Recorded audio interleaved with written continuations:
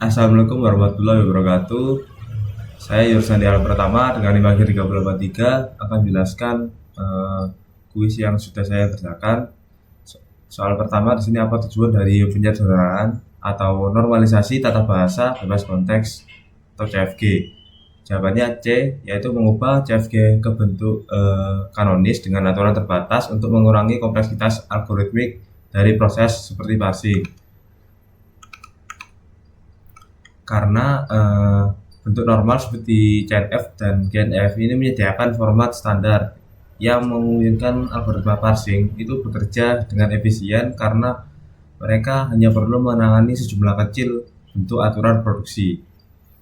Berikutnya soal nomor 2, urutan yang benar untuk prosedur penyederhanaan CFG sebelum konversi ke bentuk normalnya adalah C, yaitu eliminasi produksi epsilon, lalu eliminasi produksi unit, lalu eliminasi produksi tak berguna atau useless. Urutannya ini sangat penting. Yang pertama yaitu mengeliminasi produksi epsilon. Contohnya seperti ini.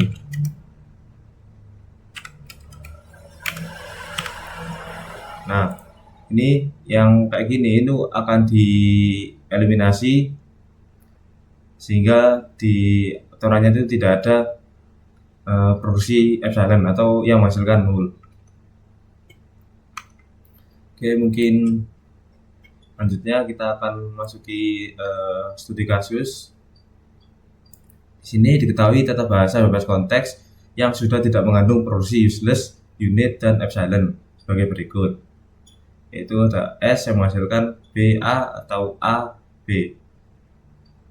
lalu ada A yang menghasilkan terminal B, lalu AA atau terminal A atau dan S atau A, lalu ada B yang menghasilkan ABB atau terminal BS atau terminal B. Lalu di sini kita akan mengubah ke dalam bentuk norma Chomsky atau CNF.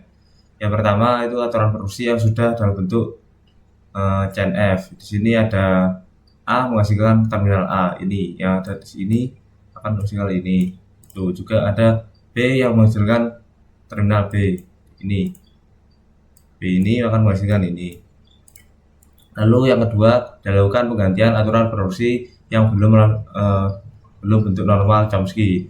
Lalu untuk simbol ini itu bisa dibaca berubah menjadi, yang pertama di sini ada S menghasilkan BA, yang ini S menghasilkan BA itu akan berubah menjadi S menghasilkan B1A. Lalu ada juga sini S menghasilkan AB, yang kedua ini akan diubah menjadi S menghasilkan P2B. Jadi si variabel terminal B ini akan diubah menjadi variabel P1. Lalu untuk terminal A yang ini A kecil ini akan masukkan ke variabel P2. Lalu di sini ada A ini akan diubah menjadi P1 AA. Jadi sesuai tadi yang terminal B itu akan diubah menjadi P1. Lalu di sini untuk AA, dua variabel A ini akan dijadikan variabel P3. Selanjutnya untuk yang menghasilkan AS, di sini A akan diubah menjadi P2, lalu akan ada ketambahan S, itu aja. Lalu yang B di sini ada terminal A lagi, dia akan diubah menjadi P2. Nah, untuk BB dia akan dijadikan variabel P4. Lalu untuk B menghasilkan BS di sini B akan dijadikan variabel P1 dan tambahkan S. Jadi aturan produksi yang terbentuk di sini ada beberapa variabel baru, itu P1 itu B, P2 itu A, P3 itu AA, P4 yaitu BB. Di hasil akhir aturan produksi dalam bentuk normal Chomsky, di sini ada A menghasilkan A, ada B menghasilkan terminal B, ada S menghasilkan P1A, ada S menghasilkan P2B, ada A menghasilkan P1B3, ada A yang menghasilkan P2S, ada B yang menghasilkan P2B4, ada B yang menghasilkan P1S, ada P1 yang menghasilkan B, ada P2 menghasilkan A, ada B3 menghasilkan AA. dan ada juga B4 yang menghasilkan BB.